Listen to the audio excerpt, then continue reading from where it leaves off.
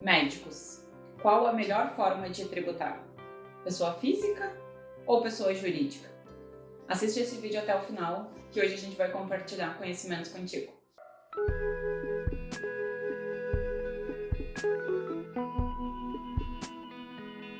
Essa é uma questão muito recorrente que a gente tem recebido inúmeras solicitações para avaliação, se é melhor optar pela pessoa física ou pela pessoa jurídica. Mas antes de eu falar um pouquinho para ti sobre esse conteúdo, se inscreve aqui no nosso canal e marca lá o sininho para que você receba as atualizações quando a gente subir novos conteúdos para a plataforma. Os médicos exercem um papel extremamente importante para a sociedade. Eles são os responsáveis por cuidar da saúde e do bem-estar de todos os cidadãos. E eu entendo que eu, como contadora, eu também sou muito responsável por cuidar da saúde financeira desses profissionais, que muitas vezes estão tão ocupados cuidando das pessoas que eles acabam não se atentando para alguns detalhes sobre as suas relações financeiras, sobre os seus negócios. E sim, atuar como um médico é uma forma de ter um negócio. Existem alguns tipos de especialidades, mas as especialidades elas não fazem muita diferença na hora de a gente pagar os impostos. Então a gente tem uma série de oportunidades nas especialidades médicas, mas elas não vão ser relevantes nesse processo. Sendo médico, o tratamento tributário acaba sendo o mesmo de uma forma generalizada. E dentro dessas possibilidades dos médicos atuarem, a gente tem aí 3 formas que eu vou falar hoje, que são o médico que trabalha com assalariado com uma empresa privada, o médico que trabalha como profissional liberal, no caso autônomo e paga os seus impostos através da pessoa física, e aquele médico que é empresário. Sim, é empresário, porque como eu já disse, o médico é uma profissão que visa também fins lucrativos. Ok, todos agem na profissão por amor, mas é um negócio como qualquer outro negócio, como uma empresa de contabilidade, como qualquer outra situação que vise lucros. Então a gente está aqui hoje para trabalhar um pouquinho sobre essas 3 possibilidades. A primeira possibilidade, que é o formato de profissional assalariado, ela é uma possibilidade um pouco mais incomum. Não é tão recorrente a gente encontrar profissionais que tenham esse registro, porque aí a gente está falando de tu ter um vínculo empregatício onde tu receba uma remuneração por isso. E nesse formato, o que vai acontecer em termos tributários? Supondo que essa pessoa ela tenha uma recorrência de receita, ou no caso um salário, no montante de 25 mil. Em cima desses 25 mil, vai haver uma contribuição previdenciária, e essa contribuição previdenciária ela acaba sendo descontada depois na hora do cálculo do imposto de renda. Hoje o teto do INSS está em R$ 6.106 e isso equivale a uma contribuição previdenciária de R$ 713. Então a gente vai pegar os 25 mil, vai descontar esses 713 reais e a gente vai ter um resultado líquido sobre o qual a gente vai calcular o imposto de renda.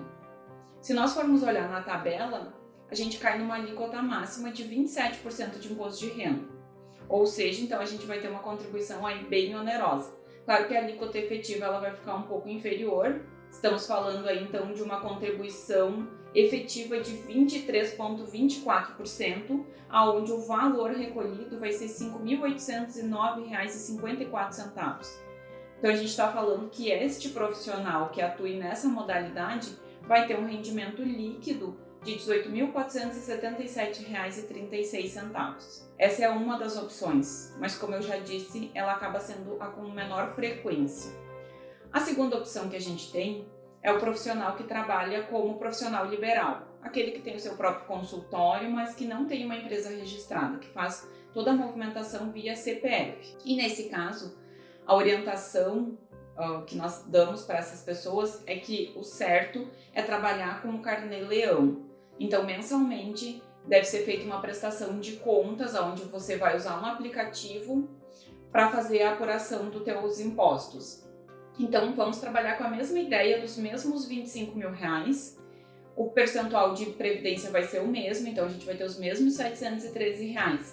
Só que nesse caso do carnê-leão, a gente vai compondo as despesas desta empresa no decorrer do mês. Então, se eu tiver um gasto com a minha secretária, um gasto de aluguel, valores que eu gastei com procedimentos, com produtos que eu usei para mim poder prestar o serviço, tudo isso eu vou poder descontar da minha base de imposto de renda na hora de eu calcular quanto que eu tenho que pagar. E aí então, a partir do carnê-leão, que deve ser feito, como eu já falei, de forma mensal, a gente vai ter um resultado então de quanto de imposto de renda a gente vai pagar.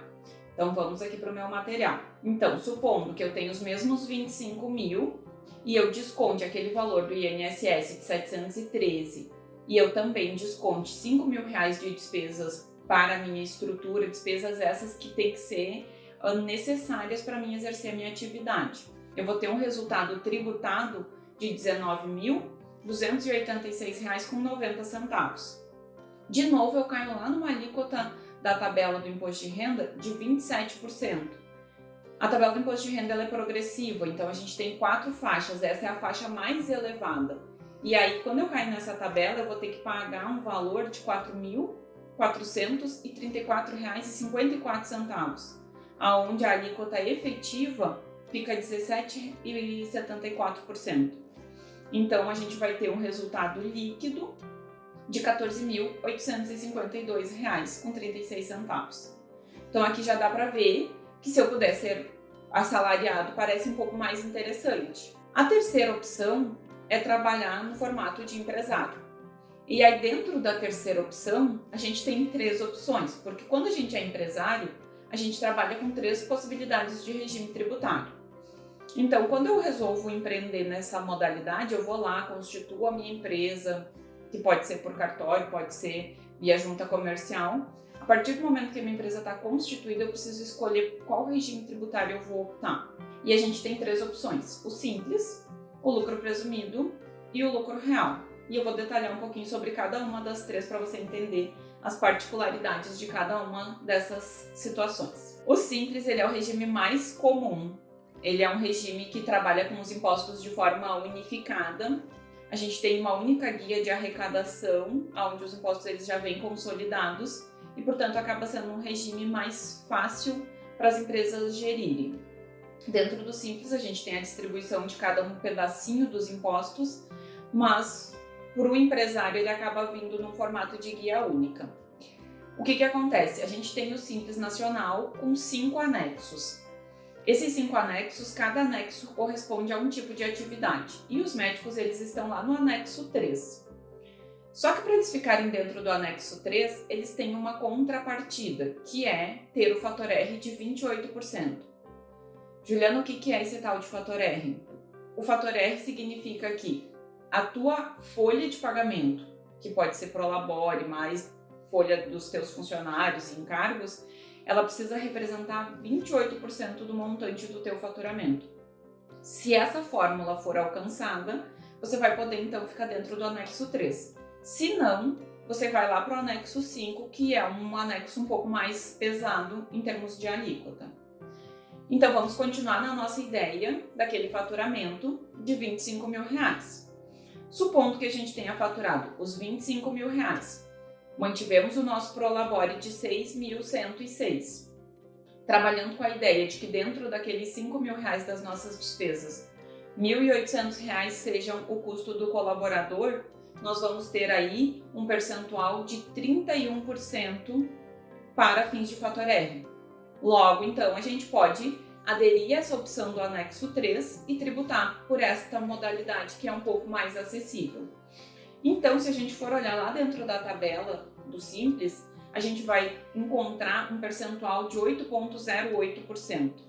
E aí, então, nós teríamos um recolhimento mensal de imposto na casa de R$ 2.020. Então, aqui a gente já começa a ver que, dependendo da sistemática, pode ser uma opção um pouco mais interessante, um pouco mais estratégica. Caso eu não possa optar pelos 28% do fator R, eu vou ficar lá dentro daquele anexo 5, e aí lá eu vou tributar a um percentual de 16,5%, o que vai representar R$ 4.125. Então é uma diferença bem significativa. Pelo lucro presumido, que é a nossa segunda opção de modalidade tributária, a gente trabalha aí com os impostos de forma separada. Então eu vou ter 0,65% de PIS, 3% de COFINS, uma presunção de 32% de lucro contábil, no caso, e sobre esse lucro presumido eu vou pagar 15% de imposto de renda 9% de contribuição social, e aí eu ainda tenho uma alíquota de ISS municipal que pode variar entre 2% e 5%, dependendo de qual prefeitura você pertença.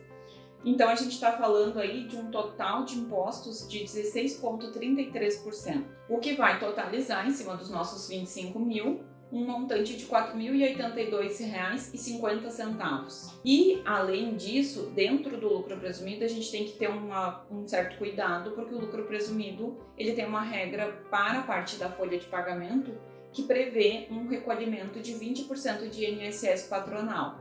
Então, a gente vai ter aí mais um acréscimo de R$ 1.580 a fins de CPP, que é a Contribuição Previdenciária Patronal, e que vai fazer com que o meu recolhimento de impostos fique em R$ 5.662. Então dá uma diferença um pouco significativa aí para a opção do Simples. O lucro real, que então é a nossa terceira opção tributária, a gente trabalha com a ideia de tributar o lucro para fins de imposto de renda e contribuição. Então a gente vai pegar lá os nossos 25 mil, menos aqueles 5 mil de despesas que a gente já tinha, menos o valor do Prolabore, vai encontrar o lucro e sobre esse lucro a gente vai tributar 15% para imposto de renda, 9% para contribuição. O PIS e o COFINS nesse modelo de lucro real, o normal é que a tributação ela seja por regime não cumulativo, mas os médicos eles têm uma diferenciação e eles são permitidos a tributação de forma cumulativa. Então, eles podem tributar da mesma forma que uma empresa do lucro presumido, pagando 0,65% de PIS, 3% de COFINS. Então, aqui, se a gente for fazer o cálculo, considerando os dados que a gente levantou, nós vamos encontrar R$ 4.371 de impostos a serem pagos para fins federais, contando esses 4 tributos que a gente já conversou, e o ISS, que aí, de novo, vai variar dependendo de cada prefeitura. Somando isso à CPP, que também é devida pelo lucro real, a gente tem um total aí de R$ 5.951,22. Então, assim, olhando esse modelo que a gente está trabalhando, claro que a primeira opção de um trabalho assalariado pode parecer o mais interessante, o mais seguro, o mais estratégico, mas não são todas as pessoas que conseguem atuar nesse formato.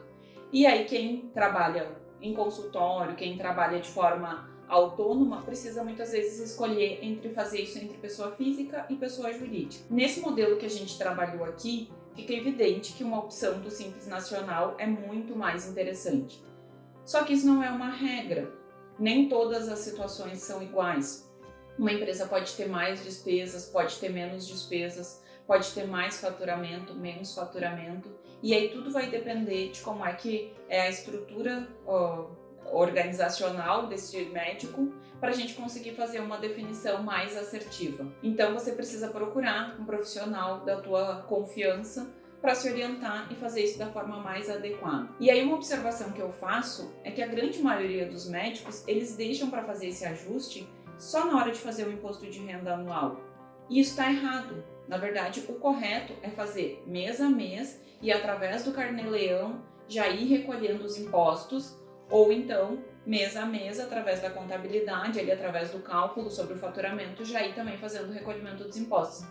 Em qualquer das opções, o recolhimento ele deve acontecer de forma mensal. E se lá no fechamento de um período tu perceber, através do cálculo efetivo do imposto de renda, que tu contribuiu a mais, você vai ter a tua restituição por meio da entrega da tua declaração de imposto de renda. Então, é importante que você analise com cuidado todas as opções que são possíveis para ver qual é a que mais se adequa para a tua realidade. Muitas empresas não sabem o que escolher e acabam muitas vezes fazendo pela pessoa física e não conseguem ter percepção de que talvez fazer uma empresa fique um pouco mais interessante. Então, não deixe de procurar informações e conteúdos que te auxiliem nessa situação. Independente do formato que tu escolher, preste muita atenção nas obrigações acessórias que você tem, porque os médicos, na verdade, eles precisam ter o cuidado das informações que eles prestam, porque eles precisam informar o CPF, se emitir nota ou se emitir recibo, eles sempre vão precisar informar o CPF do tomador do serviço. E essa informação ela é muito importante para outra parte, para a parte que está contratando aquele profissional. Então observe para que você siga com cuidado todas as orientações da Receita Federal e para que você evite ter problemas futuros por uma questão, às vezes, de um mero detalhe que podia ter sido mantido no dia a dia. E se você gostou desse conteúdo, dá um joinha, compartilha com pessoas que você acha que podem se interessar, se você tem um médico que é seu amigo, se você é médico, deixa nos comentários a sua pergunta, nós estamos aqui para ajudar no seu sucesso e no sucesso de todos os clientes que a gente puder contribuir. Muito obrigada e até um próximo conteúdo.